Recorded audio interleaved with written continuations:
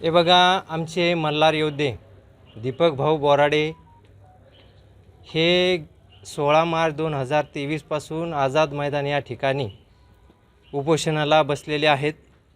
त्यांच्या आंदोलनाला आमच्या बीड जिल्ह्याच्या वतीने बहुसंख्य समाज हा मुंबईच्या दिशेने उद्या कूच करणार आहे।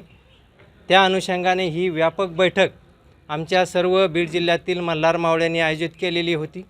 त्या बैठकीमध्ये आमच्या सर्वांच्या सर्वानुमते या ठिकाणी उद्या प्रत्येक गावामधून प्रत्येक मल्हार मावळा हा दीपक भाऊ बोराडे यांच्या उपोषणाला त्या ठिकाणी हजेरी लावणार आहे।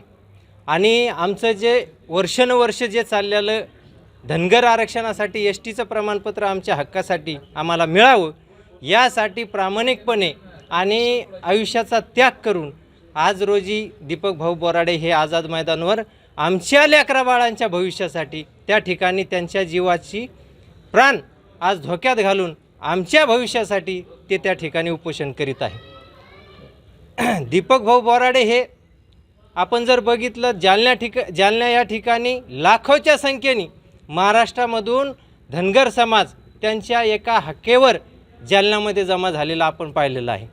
आता या सरकारला असं वाटतं की मुंबईमध्ये माझा धनगर समाज दीपक भाऊ बोराडे यांच्या पाठीमागं म्हणावा असा उभा राहिलेला या ठिकाणी दिसून येत नाही।